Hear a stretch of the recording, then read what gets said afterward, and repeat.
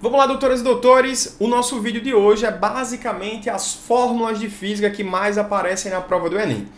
E se você chegou aqui esperando musiquinha, esperando vem lamber ferida, sorvetinho, sorvetão, sundae, sei lá, o que você decora aí, esquece. O objetivo desse vídeo não é esse.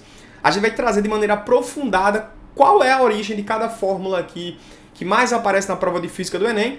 E a gente já começa com a fórmula da velocidade de uma onda. Daniel, me lembra aí rapidinho qual fórmula é essa. Olha só, eu vou jogar aqui na tela, que é aquela famosa fórmula. Velocidade é igual o comprimento de uma onda vezes a frequência.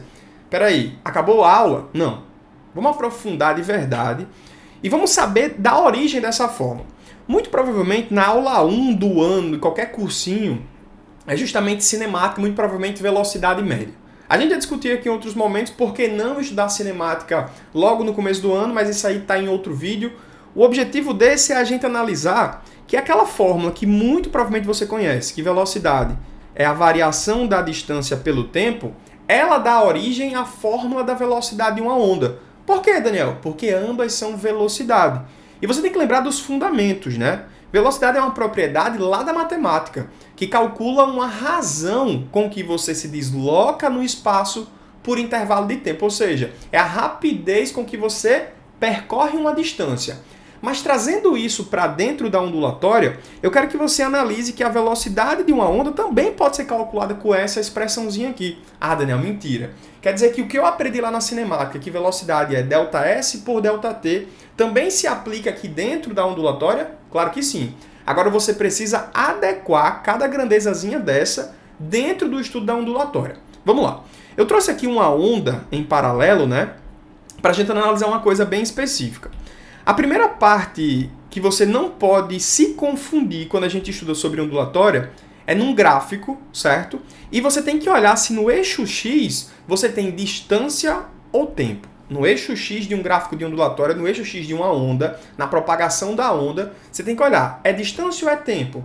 Por que, Daniel, essa diferença? Porque olha só, quando eu tenho um gráfico que mostra distância, olha só, a distância entre duas cristas consecutivas é a distância com que uma onda se propagou.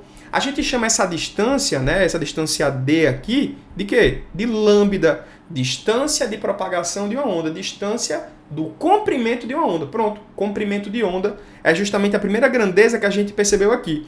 Daniel, então quer dizer que comprimento de onda, distância entre duas cristas consecutivas. É como se fosse a distância lá da formulazinha da cinemática, é exatamente, ó. Perceba que o lambda é como se fosse a distância, certo? E o tempo é justamente o tempo necessário com que uma onda se propagou desse ponto para esse. Lembra? Se eu tenho aqui um comprimento de onda, eu tenho um comprimento para uma oscilação. E o tempo necessário para uma oscilação, a gente chama esse tempo, sabe de quê? De quê, Daniel? De período, certo? E olha só, perceba que o segundo gráfico que eu trouxe aqui foi um gráfico que mostrava no eixo X tempo, certo? Então lembra, qualquer gráfico que mostre no eixo X comprimento, distância, a distância de duas cristas consecutivas é o comprimento de uma onda, o comprimento de onda. Quando eu tenho um gráfico que mostra tempo, a distância entre duas cristas consecutivas é o tempo necessário para você completar uma oscilação, beleza? Então olha só, se eu percorri uma distância ΔS, se eu percorri uma distância lambda, olha só, eu já coloquei aqui na minha expressão que onde tem lambda é onde tem a famosa distância na fórmula lá da cinemática.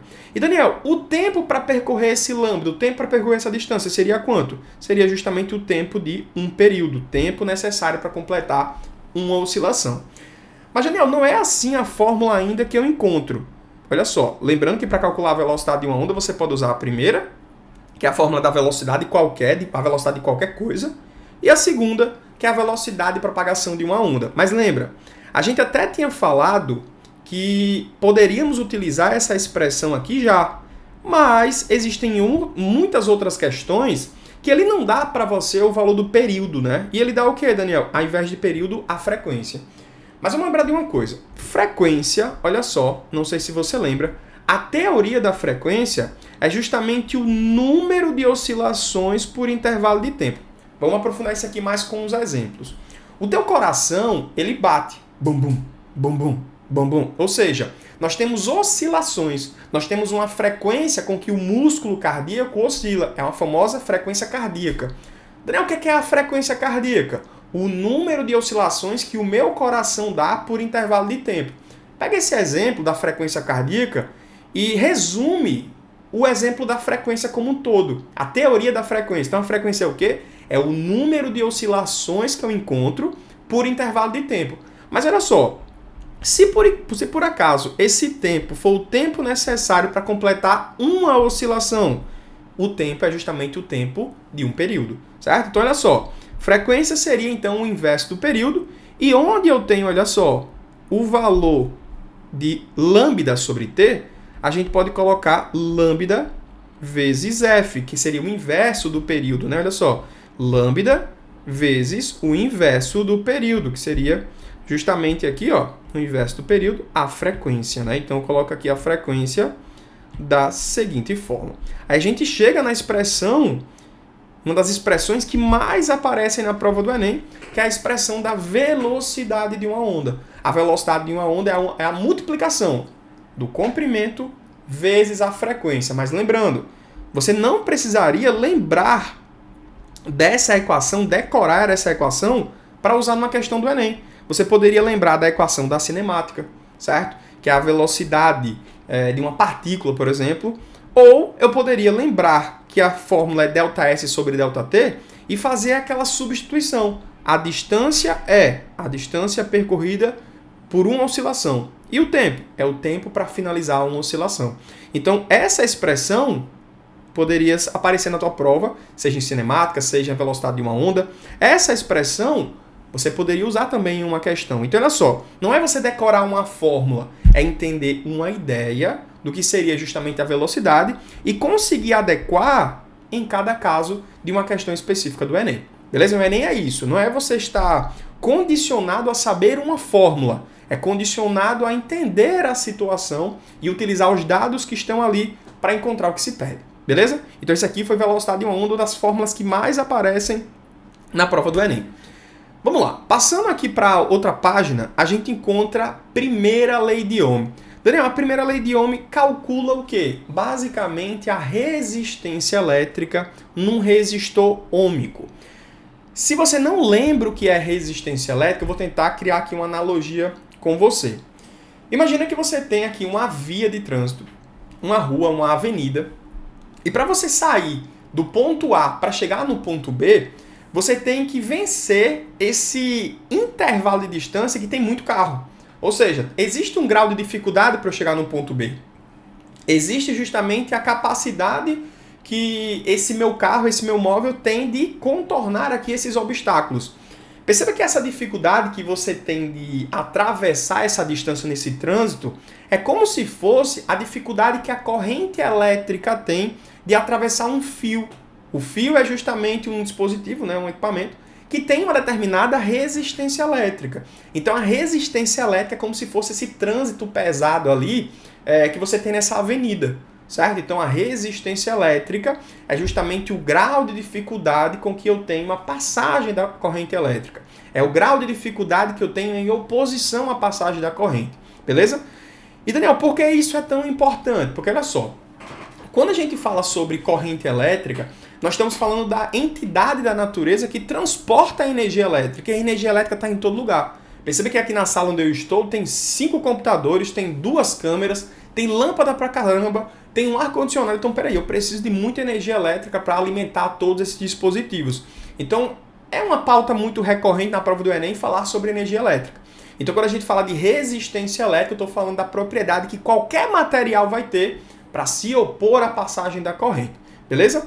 E olha só, muito provavelmente você já deve lembrar que a expressão da primeira lei de Ohm é essa daqui, ó. Resistência elétrica, ou melhor, a tensão elétrica seria justamente a resistência vezes corrente. E de novo, muita gente fala, né, a expressão da primeira lei de Ohm é o famoso você ri. Pô, que você ri? Nada, esquece essa parada. Vamos lembrar aqui de onde é que vem essa expressão. A tensão elétrica, a DDP, equivale ao produto da resistência elétrica vezes a corrente. Onde é que vem isso? Vamos lá. Toda vida que eu estiver falando de um resistor para ser utilizado na primeira lei de Ohm, esse resistor precisa ser ôhmico. É um resistor ôhmico. E o resistor ôhmico, basicamente, é um resistor que tem sempre o mesmo valor de resistência elétrica. Olha só, é um resistor que tem sempre o mesmo valor de resistência elétrica, independentemente da tensão que você esteja utilizando. Por exemplo, imagina que eu pego aqui esse fio, certo? E vou submeter esse fio, Daniel, a uma diferença de potencial de quanto? Olha só, uma diferença de potencial de 300 volts. Eu percebi que quando eu coloco esse fio a uma diferença de potencial de 300 volts, o que é que acontece? A corrente elétrica que flui por aqui, né? Ela vai ter, olha só, 1 ampere. Beleza, então quer dizer que se eu coloco uma força eletromotriz, um impulsionamento de cargas elétricas de 300 volts, significa dizer que a minha corrente foi de 1 ampere, não é isso? Exatamente. Eu plotei esse gráfico, olha só, e coloquei aqui, 1 ampere. Daniel, se a gente aumenta um pouquinho essa força, essa intensidade com que os elétrons saem de um lado para o outro, e agora eu vou chegar para 600 volts, eu aumento a diferença de potencial. O que é que acontece? Eu percebi que quando eu aumento a diferença de potencial, eu aumento esse impulsionamento de cargas elétricas de um lado para o outro. É como se eu estivesse colocando essas cargas elétricas em uma rampa cada vez mais inclinada. Você percebe que essas bolinhas vão rolar, né? Vão cair de maneira muito mais rápida? Cada vez que eu inclino cada vez mais ela, essa inclinação seria justamente essa diferença de potencial. Então, se eu aumento a diferença de potencial, é esperado que o fluxo de cargas elétricas, ou seja, a corrente elétrica que flui ali, vai aumentar.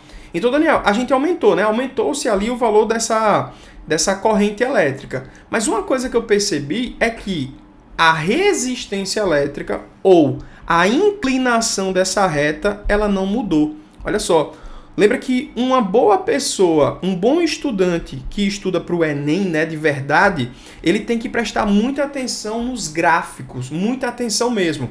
Eu olho para um gráfico desse e eu tenho que fazer análise. Peraí, se eu aumentei o valor da corrente, eu aumento justamente a diferença de potencial. Então, olha só a teoria. Eu aumentei a força eletromotriz, eu aumentei a capacidade de mover-se, eu aumentei a inclinação da rampa, eu aumentei o impulsionamento de cargas e, consequentemente, eu aumentei a corrente, certo? Eu fiz uma análise explícita desse gráfico. Agora você tem que olhar mais do que o eixo X e o eixo Y. Você tem que olhar para dentro. Para onde, Daniel? Para a área sobre a reta, olha só, para a área sobre a reta e também para as inclinações. Eu quero que você note que a inclinação dessa reta, ela não mudou. Sério, Daniel? Ela ficou sempre constante? Sempre constante.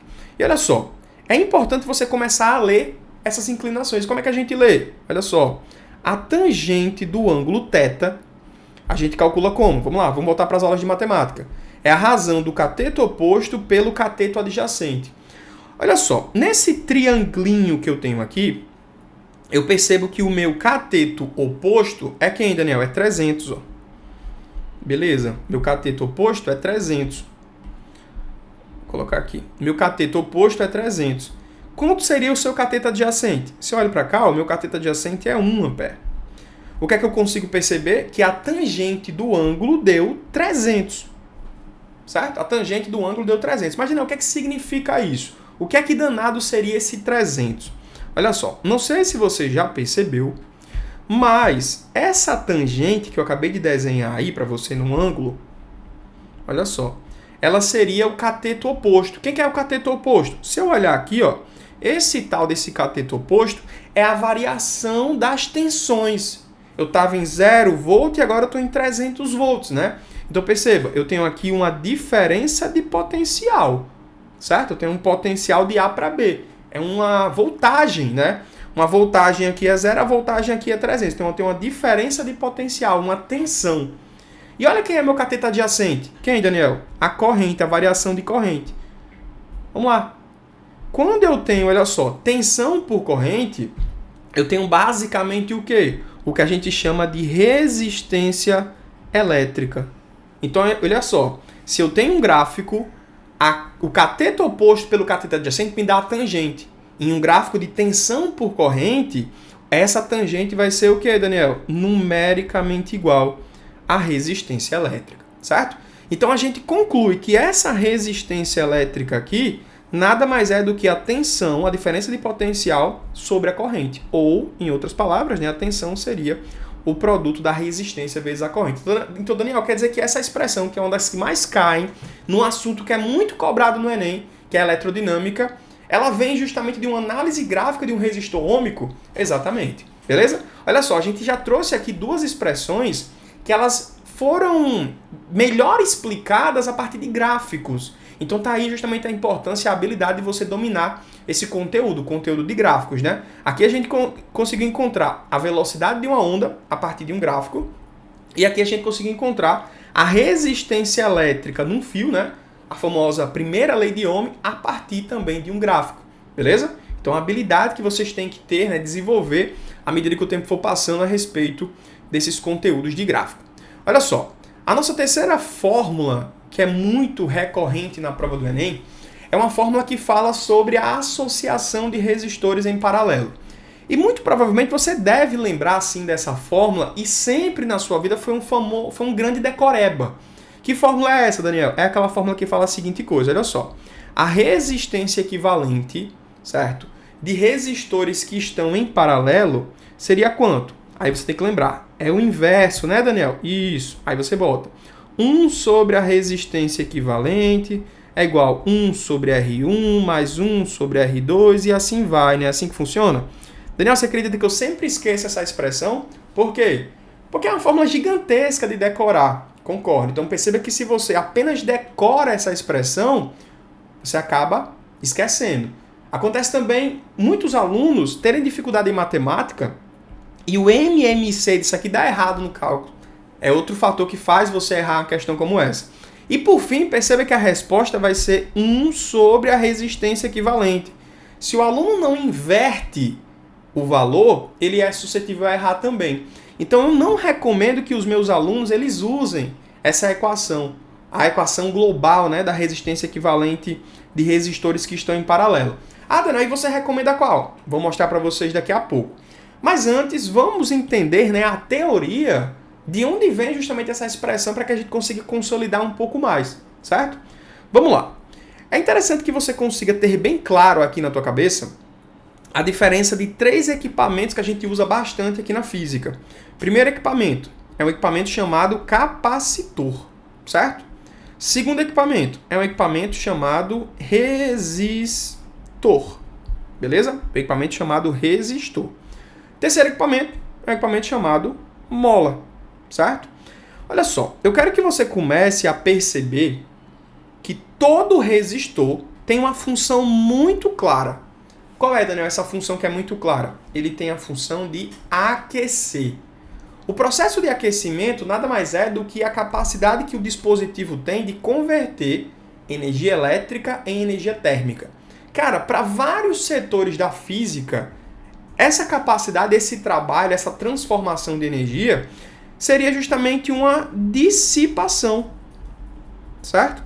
Então a função de um resistor é dissipar energia, Daniel? Vamos guardar? Vamos dizer que sim, certo? A função de um resistor seria dissipar energia. Agora olha só, quando eu trago aqui como exemplo o meu capacitor, certo? Quando eu trago aqui como exemplo o meu capacitor, eu consigo perceber que o capacitor tem uma função clara que seria armazenar cargas elétricas. Daniel, onde é que eu consigo encontrar um capacitor, hein? Vamos lá. Muito provavelmente você deve ter aquele tio que tem câmera fotográfica que não é do celular, que muita gente usa geralmente no celular mesmo. Mas vamos lá, aquela câmera profissional. Ou então uma câmerazinha Olympus, né, mais rudimentar. Como é que funciona? Eu tenho uma lente aqui grandona, né, e um flashzinho. Vamos lá, apertei aqui, ó, disparou esse flash. Daniel, mas foi tão rápido esse flash? Pois é. Para que esse flash tenha essa iluminação instantânea, ele precisou armazenar cargas elétricas, ele foi armazenando, foi guardando cargas elétricas, para que aquelas cargas elétricas fossem liberadas instantaneamente na hora que eu dou o clique. Então perceba que o flash de uma câmera fotográfica funciona a partir de um capacitor elétrico, um dispositivo que armazena cargas elétricas para que você solte essas cargas elétricas de maneira imediata. Então olha aí, Um capacitor não tem a função de dissipar, ele tem a função de armazenar o quê? Energia elétrica, certo? Enquanto um capacitor armazena, um resistor dissipa. Conseguiu pegar esse ponto? Ah, Daniel, legal. E a mola, que foi o terceiro equipamento que você trouxe aqui. Vamos fazer uma análise a respeito da mola. A mola, olha só, ela vai absorver uma energia mecânica e ela vai armazenar essa energia de que forma? Na forma de energia potencial elástica. Por exemplo, se eu tenho aqui um carro, a suspensão de um carro, se for utilizada a partir de molas, essa suspensão vai basicamente concentrar energia ali, certo? Outro exemplo, estou no colchão aqui, o meu colchão ele é de molas ensacadas. Quando eu deito sobre esse colchão, a mola vai o quê? Comprimir. Ela fica ali prestes a se movimentar, ou seja, prestes a converter energia potencial elástica em energia cinética. Então a função da mola não é dissipar energia. É de quê, Daniel? É de armazenar. Só que nesse caso não é energia elétrica, né? É energia o quê? Energia mecânica. Em resumo, eu tenho um equipamento chamado capacitor, que ele armazena. Eu tenho um equipamento chamado mola, que ele armazena. E tem um equipamento chamado resistor, que ele dissipa. Daniel, se as funções teóricas de um equipamento é armazenar e a função teórica de outro equipamento é dissipar, significa dizer que eles têm funções teóricas invertidas? Exatamente. E quando eu tenho funções teóricas invertidas, eu preciso obrigatoriamente ter funções matemáticas inversas. Olha só, como é que eu calculo a capacitância de um capacitor, de uma associação de capacitores em paralelo? Eu somo C1, C2 com C3. Massa. Se eu tenho 3 molas em paralelo e quero encontrar a constante elástica dessas 3 molas em paralelo, eu preciso somar K1, K2 com K3. Perceba que esses dois equipamentos, essas duas associações de molas ou de capacitores que têm a função idêntica de armazenar energia, a capacitância ou a constante elástica é formada a partir de soma. Já quando eu tenho um dispositivo chamado resistor, que ele dissipa a energia, função teórica inversa desses outros, a gente tem que criar uma operação matemática invertida também. Então, olha só, por esse motivo, nós não temos soma dessa forma. Nós temos o inverso das somas. Caramba, Daniel, agora fez muito sentido na minha cabeça. Nunca mais eu vou decorar isso daí, porque um é soma e porque o outro é o inverso da soma, porque as funções teóricas são invertidas. Então, a função matemática também deve ser. Beleza? Show de bola. Aí, vamos lá. Quando a gente tem, né, o entendimento de que a resistência equivalente é justamente um harmônico global, certo? Uma soma e assim vai, como é que eu posso lembrar de uma equação dessa de maneira mais rápida? Eu não quero correr o risco de não acertar no MMC, eu não quero correr o risco de esquecer de inverter aqui essa expressão. Vamos lá.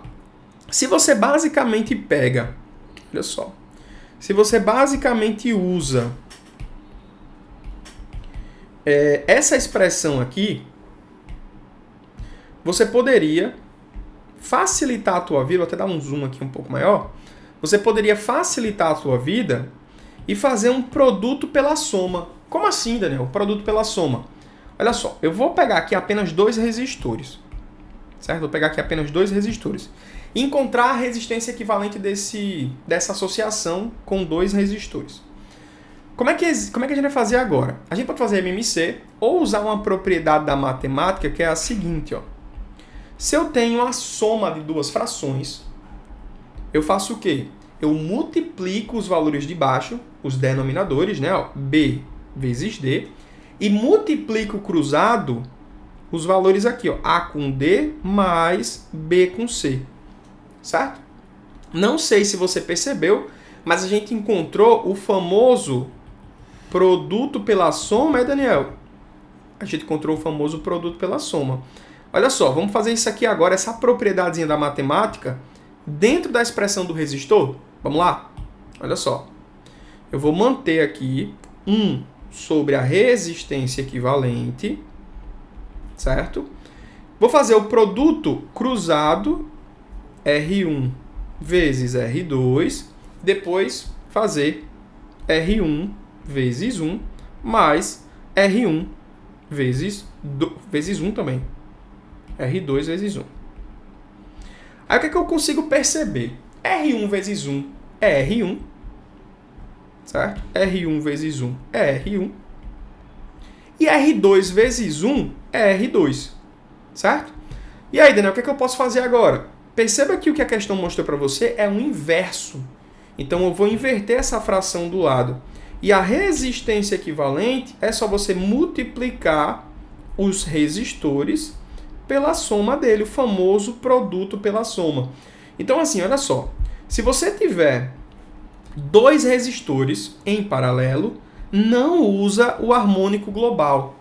Faz o que, Daniel? Produto pela soma. E se eu tiver, por exemplo, 3 resistores, como é o caso aqui da questão, aí você pode fazer resistores 2 a 2. Primeiro faz esses dois, encontra a resistência equivalente, e essa resistência equivalente você faz com o outro, com o terceiro, certo? Fica muito mais fácil, dá para fazer inclusive de cabeça. Começa a treinar esses cálculos mentais, tá? Auxilia muito você. E olha só, se por acaso a questão do Enem ela for sua amiga, ela gostar muito de você, ela vai trazer para você resistores em paralelo que são iguais. Aí, Daniel, o que é que eu faço quando eu tenho resistores iguais? Aí você vai, basicamente, pegar o valor de um desses resistores e dividir pelo número deles. Então, você pegou 300 por 3, deu 100. Então, a resistência equivalente disso aqui, tudo vai dar 100? Exatamente. Beleza?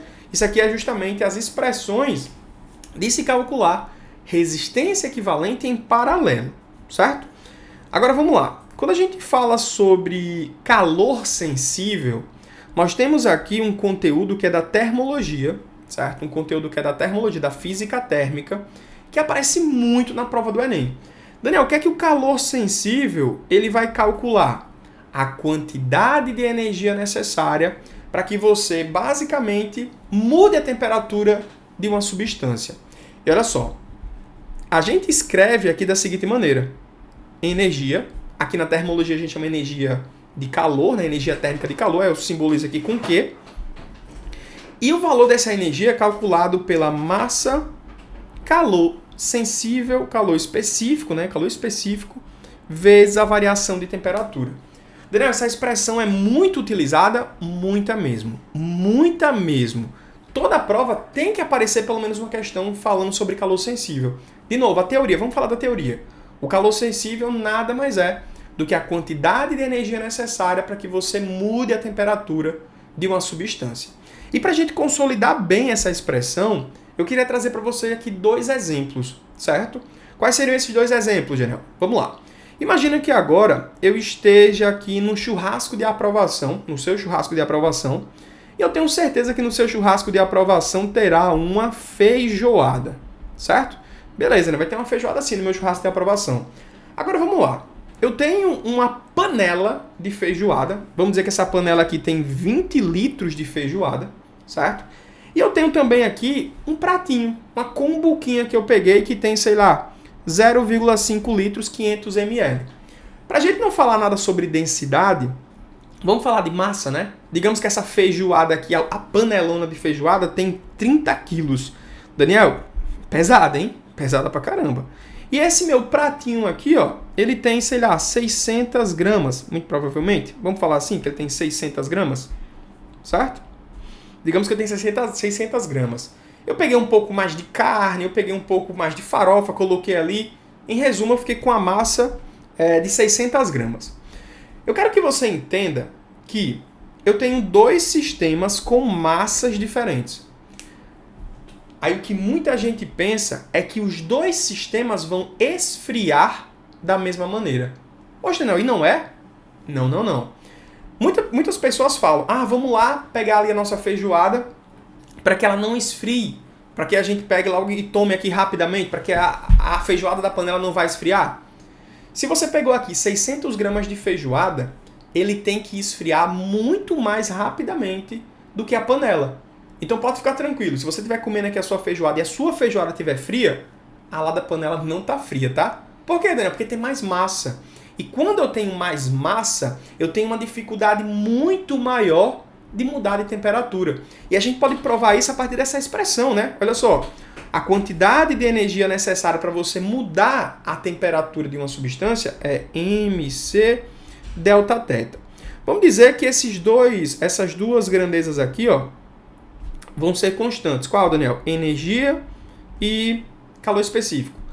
Quanto mais massa eu tiver, olha só, quanto mais massa eu tiver, menos variação de energia, menos variação de temperatura eu terei. Perceba que massa e variação de temperatura são grandezas inversamente proporcionais, elas estão se multiplicando.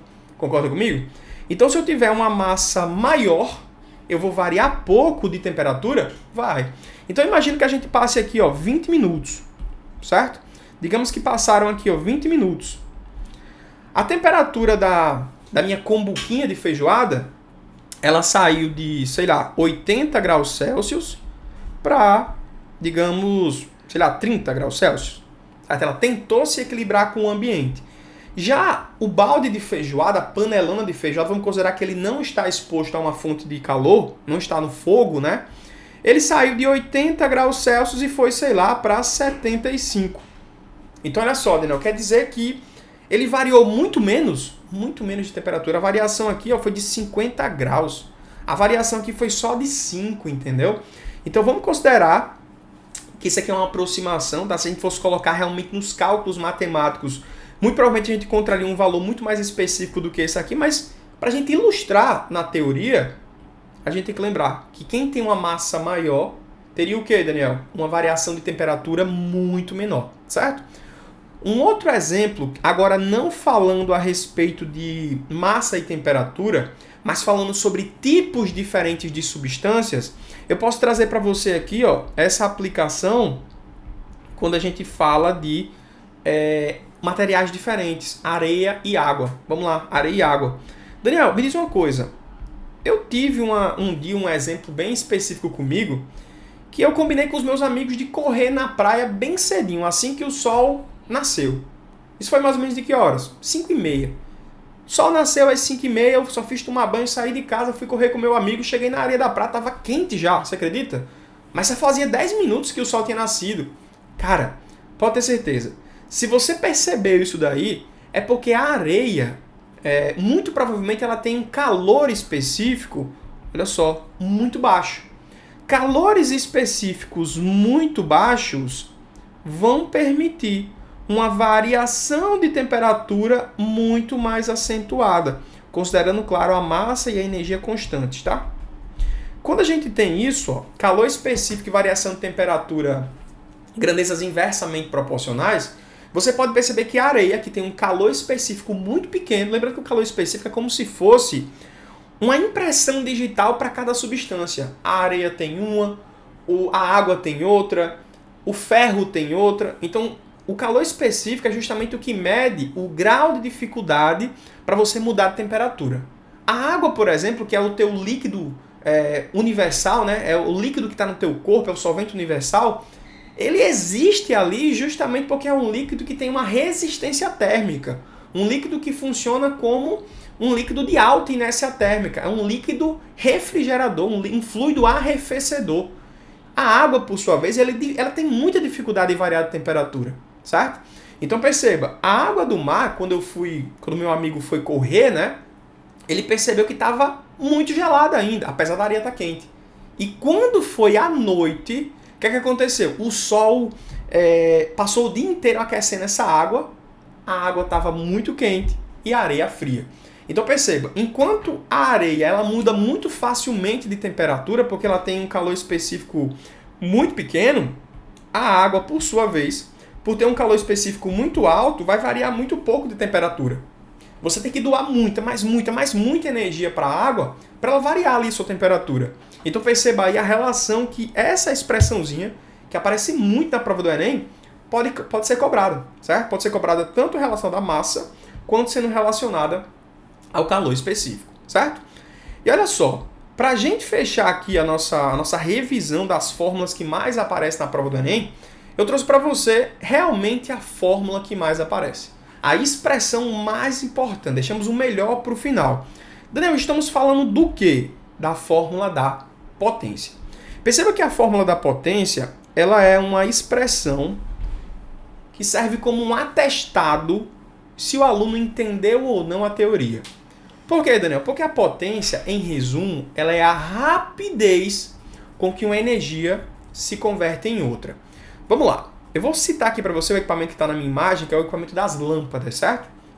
A função primária de uma lâmpada é iluminar, certo?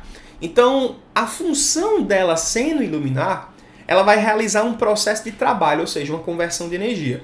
De quê, Daniel? De energia elétrica, energia potencial elétrica, em energia luminosa. A função da lâmpada é iluminar, certo? Então ela vai converter energia elétrica em energia luminosa. Claro que existem lâmpadas pouco eficientes, como a incandescente, que convertem muito calor. Mas vamos falar que é uma lâmpada ideal, que ela está convertendo energia elétrica em energia luminosa, certo? Se eu tenho uma lâmpada que tem uma potência aqui, olha só, 10 watts, e a outra lâmpada que tem uma potência de 2 watts, ambas são lâmpadas incandescentes, por exemplo, a lâmpada que tem uma potência maior, ela vai iluminar muito mais do que a lâmpada que tem uma potência menor.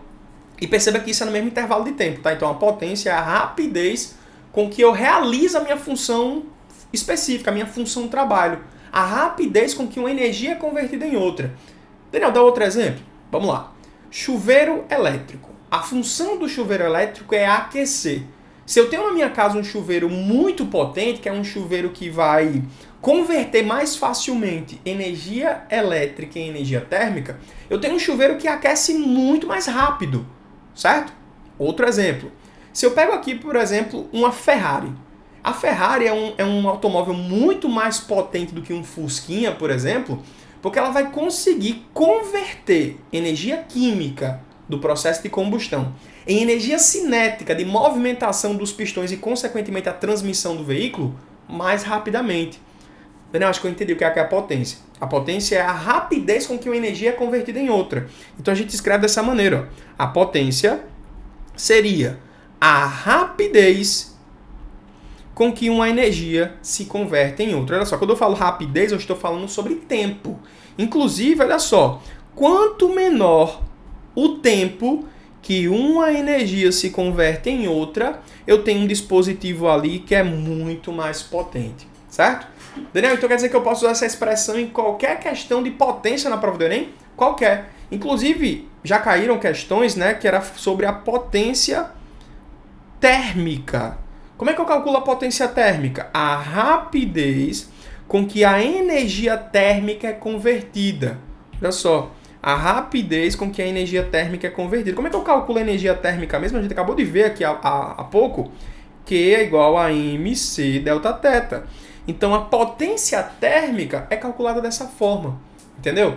Então, você começa ali a encaixar eletrodinâmica com termologia, com a parte de energia, de uma maneira só, certo? Então, perceba, a fórmula da potência, essa fórmula aqui é a fórmula mais importante do Enem, sem dúvida. A fórmula que mais aparece, a fórmula que mais se encaixa com os diferentes contextos aqui da prova do Enem.